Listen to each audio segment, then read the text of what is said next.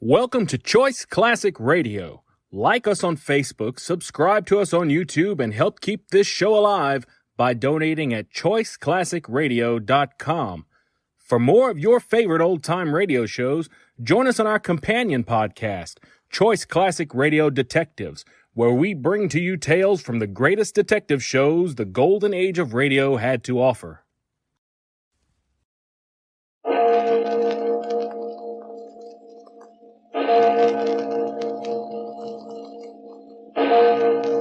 Murder at midnight. They'll hang me like a common criminal, and I didn't mean it. You know I didn't. Oh, stop whining, Gerald. Take your medicine like a man. What? All right, Harvey. I'll stop. You're responsible for the whole thing. You know you are. And since they can only hang me once, even for 2 murders... Midnight, the witching hour when the night is darkest, our fears the strongest, and our strength at its lowest ebb. Midnight, when the graves gape open and death strikes. How? You'll learn the answer in just a minute in Death's Goblet.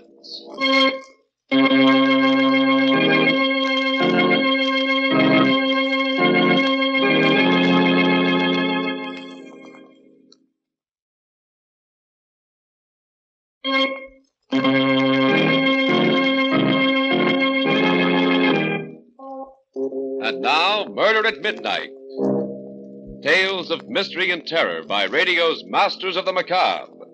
Our story by Sigmund Miller is Death's Goblet. It all began at one of Arthur Cunningham's parties. He always gave a party when he came back from one of his trips abroad. I went there with Gerald, my partner, and his wife, Susan. Beautiful Susan. Did I care for her? People used to say so. But she was too self-centered a woman for me. I liked to look at her just as I like to look at anything that's lovely. That was all.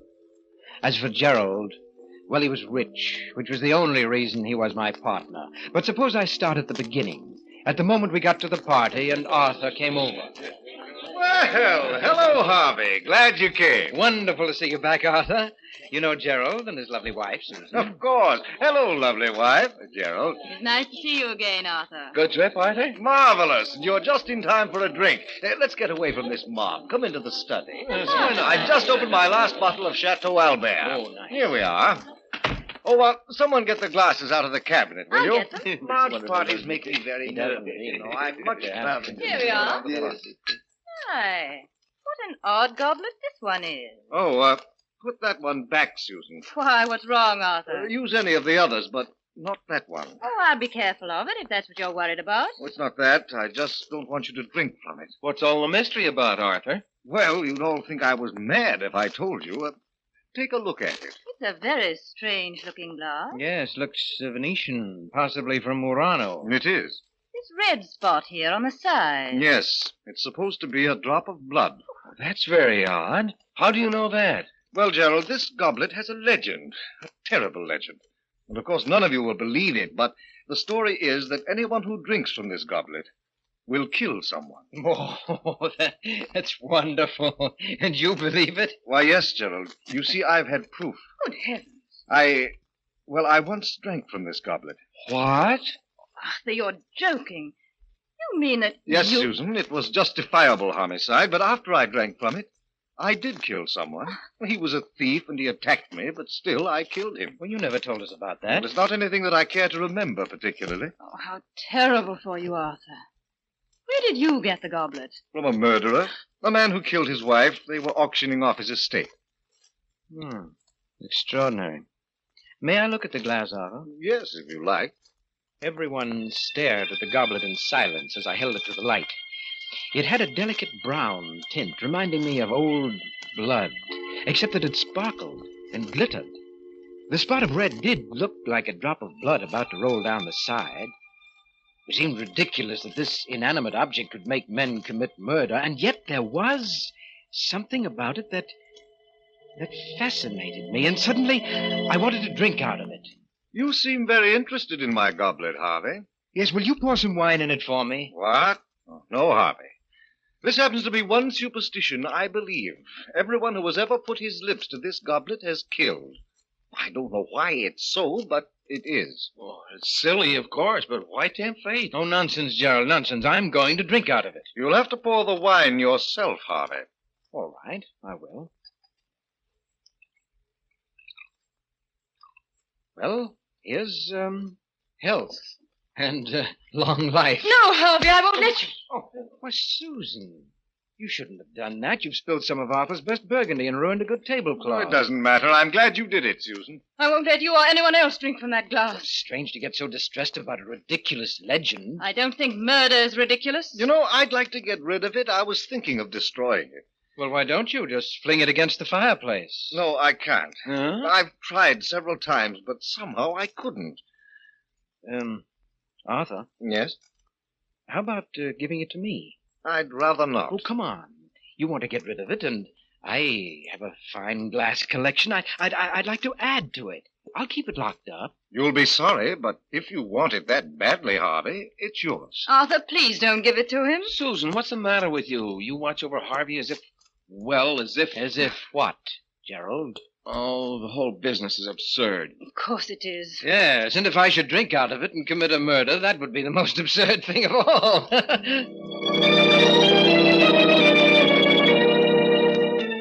I kept the goblet on the mantelpiece in my library where the lamplight made it glitter. I discovered that the red drop was not paint. It was ingrained in the glass. Oh, very cleverly. One night, both Susan and Gerald were at my home. As we chatted, I got up, went to the mantelpiece, and idly toyed with the goblet. Goblet.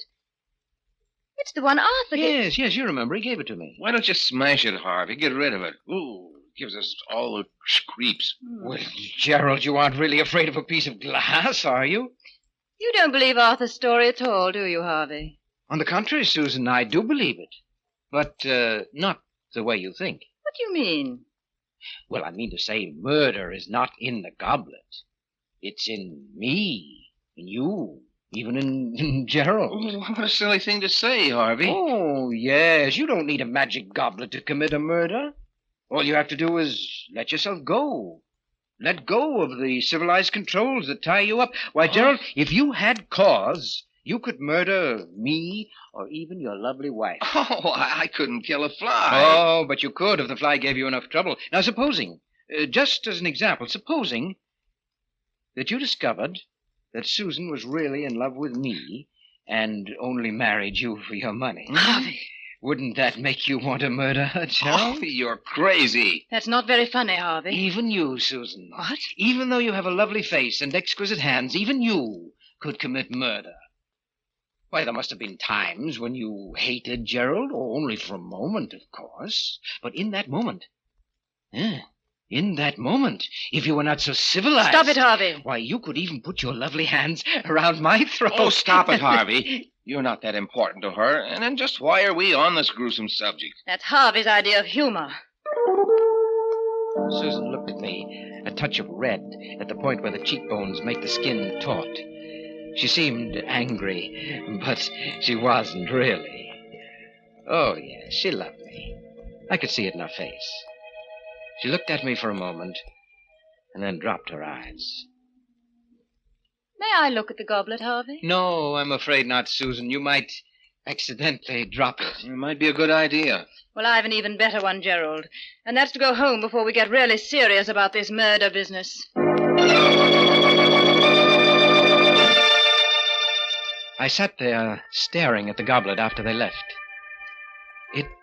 It fascinated me, glittering in the lamplight, and as I looked at it, it almost seemed as if the red spot of blood was moving, rolling down its side. Why shouldn't I drink from it? Why? And before I knew it, I'd taken it down and put it on the table. I got a bottle of Burgundy, opened it, and I poured slowly, filling the goblet just up to the red spot. and then I drank from it.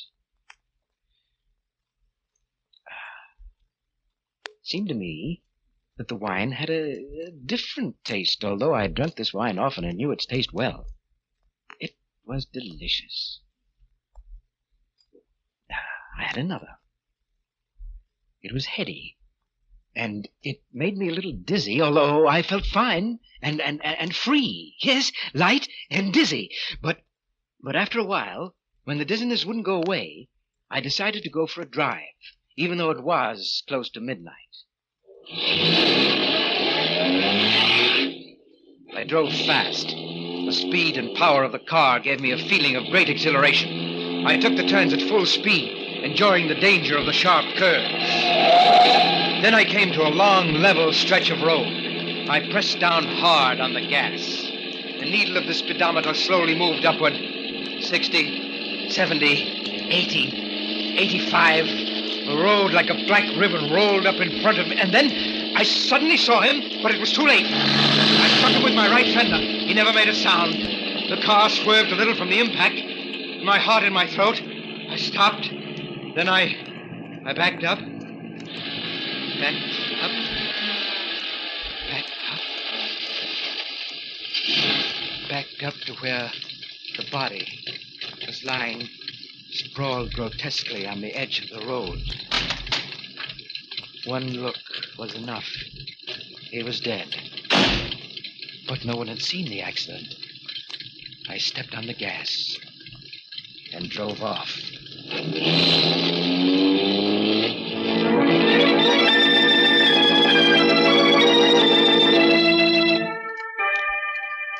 Death's goblet, and the man who drank from it. A corpse lying limp by the side of a lonely road. And a car speeding away as the clock strikes 12 for murder at midnight.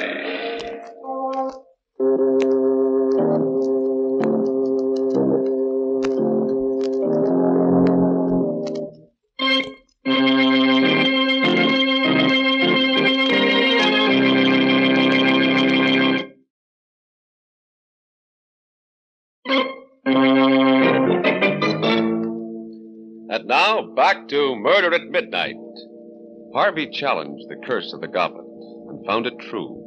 He had just killed a man after drinking from it. Let's listen to him as he continues the story of Death's Goblet. I knew now that the story of the goblet wasn't a myth, and I also knew what I was going to do about it. The next night, I got Gerald to come to my house to do some work. I can't make head or tail out of your cost estimates, Harvey. Well, now, really, Gerald, it's very simple. Just concentrate. Why can't you take care of it like a good fellow? I'm awfully tired. Well, all right, let's stop for a couple of minutes. Have a drink? Oh, what are you doing, Harvey? The goblet. Why, you don't really believe that story of Arthur's, do you? You're much too intelligent for that. Well, you only pretended in front of Susan, didn't you? Well, yes. Had to pretend. You know, women. Well, of course. And even if you did believe it, I've a feeling that basically you're pretty reckless, aren't you? Used to be pretty wild when I was a young fella. On a motorcycle once. And... Yes, I know, yes. Well, let's drink up. Find me a victim, will you, Gerald? Huh? Well, you know, according to the legend, I've got to murder someone. Maybe even you. Harvey the murderer. Yes. Very nice wine. How about another? Right. Well, here's to your lovely wife. And how about switching glasses? Huh? Well, you might as well get a kick out of it, too. Well, okay. Here goes. I watched the fool swagger as he drank down the wine. In an hour, when he was alone, he'd be shivering with fright at what he'd done.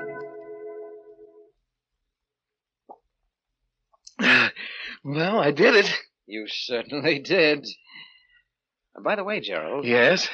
I checked Arthur's story about this goblet. Yeah? And it seems that he's right. everyone who ever put his lips to this goblet has committed a murder. You mean... Well, of course, it's all coincidence, but then again, who knows?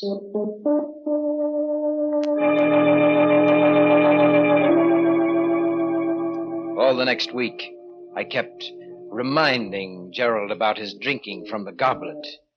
I wasn't really trying to get him to kill, but it was amusing to see him get upset and uneasy. And I noticed he was getting a little bolder, particularly with Susan, and had developed a temper. And one night, just as I was about to retire... Hello, is that you, Harvey? Yes, Susan, how are you? I'm fine. I'm just a little worried about Gerald. He usually gets home at about 6, and it's 11 o'clock now. Do you know where he might be? Why, he's having dinner with his sister. Sister? Yes, a tall, dark girl. She was in the office today, and... Harvey, Gerald has no sisters. Oh, he hasn't? No. Oh, I guess I got him mixed up with someone else. Yes, it was Les Gordon who was meeting his sister. Yes, Gerald had some business to take care of over in Milford. You're and not that- very good at covering up, Harvey. I'm coming right over. Please wait up for me. Good. Things were beginning to happen. It was becoming very interesting. Now we'd see. Harvey, I want you to tell me everything. I must know. Who is this girl? Take it easy, Susan. Come, sit down. Oh, never mind that. What about Gerald? I don't know anything about Gerald's private life. And besides, you're not the one to talk. What on earth do you mean? You know perfectly well what I mean. You don't really care for Gerald. Actually, you're in love with me. Harvey. Well, you are, aren't you? Maybe. Sometimes I think I am. Oh, but you're too cold-blooded. I'd never be sure I could trust you. As a matter of fact, you'd like to get rid of Gerald. Why do you say that? Well, I'm just putting your thoughts into words. You never really loved him, did you? Oh, but Harvey... And he's finally become unbearable, hasn't he? Oh, Harvey, if you only knew. Do you know that the last time Gerald was here, he drank out of that goblet of Arthur's? It's possible that he wants to get rid of you, too. Oh, stop it, you hear? Well, I'm just telling you what I think you ought to know. Oh, we'll see. I left word at home that Gerald was to meet me here. And if he does come, well, we'll see. We sat and waited, not talking much. Susan's face was pale and agitated. It was most exciting. Susan, with all her charm and embellishments, was really a fierce animal underneath. I could almost hear her rage seething. Are you expecting anyone? Just Gerald. Well, let him in. Oh, hello, Harvey. Susan, what's up? Why did you leave word to meet you here? It's almost midnight. Where have you been all the evening? At Milford? With whom? What's going on, anyway? What are you so excited about, Susan? What were you doing in Milford? Why, I went there on business. Oh, really? You've been behaving very strangely lately, Gerald. If you don't love me, why don't you say so like a man? What? This is all your fault, Harvey. You've been filling her head with poison. I had nothing to do with this. I told her that you went to Milford. All he did was to make me see clearly something I've felt for a long while. And I think this is the time to do something about it. So, are you out of your mind? Put that gun down. You remember it, don't you? You gave it to me. Said it might be useful in an emergency. Harvey, take that gun away from her. She's liable to shoot. She won't shoot. She's only trying to frighten you. Am I? Let's see. Oh, my shoulder. Give me that gun. Give it No. Harvey, she's dead. Yes, Gerald. And you killed her. But it was an accident. She shot at me, and I was only trying to get the gun away from her. You know that's what happened. I only know that you drank from that goblet and that you killed her. What? But... Oh, you dirty treacherous. You planned all this so that you could get rid of me, so that you could have Susan. You could have the firm for yourself. You'll have to do better than that to beat the gallows, Gerald. The gallows? Please, Harvey. We've been friends for a long time. You can't let me down. You wouldn't have pressed the trigger if you hadn't had murder in your heart, Gerald. You shot her because you wanted to. That's what I saw. I believe in telling the truth. Harvey, I'll turn over the business to you. I'll do anything if you'll just... I don't accept bribes, Gerald. All right. But I'll fool you. I'll call the police myself. Well, there's the phone. I'll prove my case in court. They won't convict me. Operator, give me the police. Hello? Police department? This is Gerald Hamilton. I just accidentally shot my wife. And my friend's home. Yes, she's dead. The address is 411 Grove Street. That's right. I killed her. Accidentally. Yes. I'll be waiting here. Cigarette, Gerald? Treating me like a condemned man, huh? Well, I'm not going to die. All I have to do is tell the truth about everything, including you. Oh, but you forget, Gerald, there must be fingerprints, your fingerprints on that gun. That won't look very accidental, will it? But Harvey... You did it, Gerald. I saw you. If you don't back me up, they'll hang me like a common criminal. Please, Harvey, don't let them do that to me, please. Oh, stop whining, Gerald. What? All right, Harvey, I'll stop. You're responsible for this whole thing. You know you are. And since they can only hang me once... You raised the gun, but I'd been expecting it. I grabbed his hand, pushed it against his chest. My finger pressed on his and on the trigger. And suddenly, he went limp. You won't get away. My alibi was perfect. All I had to do was wait for the police that he himself had called. The minutes ticked slowly away. And then...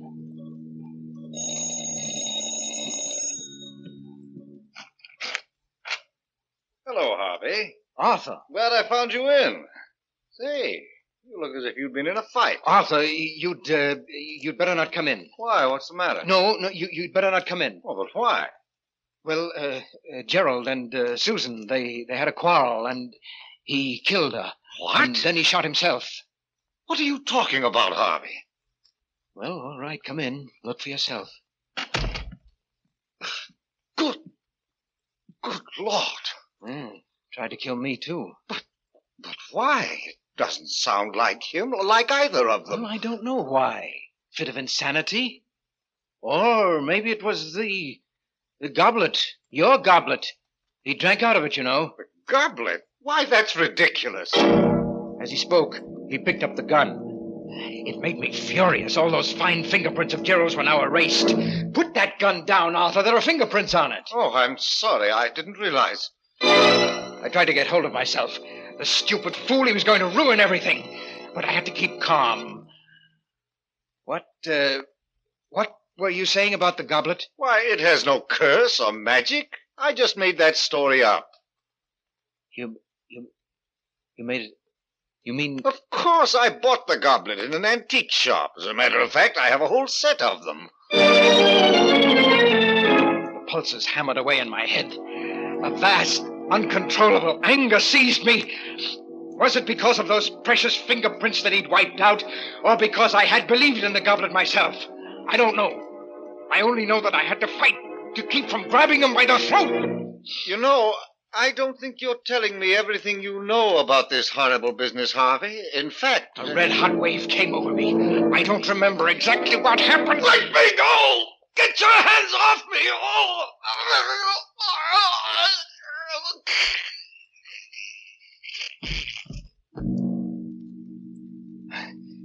Arthur's body is lying there, too, now. Next to Susan's and Gerald's. But the police will be here any minute, so I have to hurry. First, the goblet. There. That's done. No. Some of the broken fragments still glitter in the lamplight. I've got to crush them, grind them to powder under my heel. But there are always other pieces that I can't find. They're hiding from me. They're afraid of me. But I'll find every piece. I'll find them. I'll find them. I'll find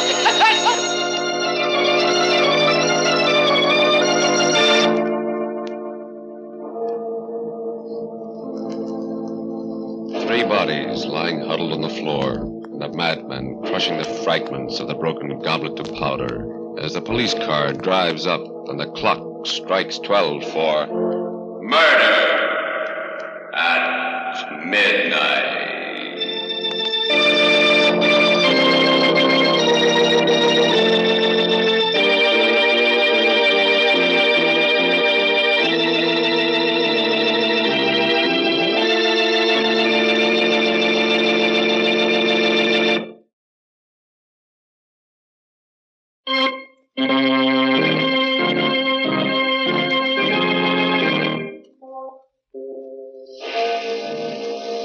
Remember to be with us again when death appears at the door, wearing the face of a friend, and the clocks strike 12 for murder at midnight.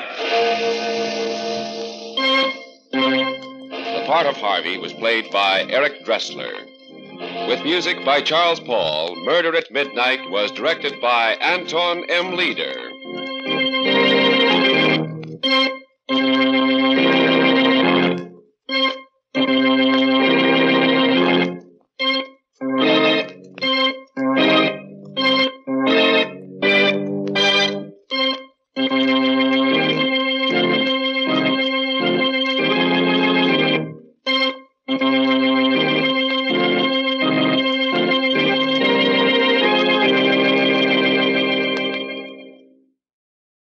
That concludes today's episode. We'd like to thank you and remind you to donate at choiceclassicradio.com. Remember, your donations make episodes like this possible.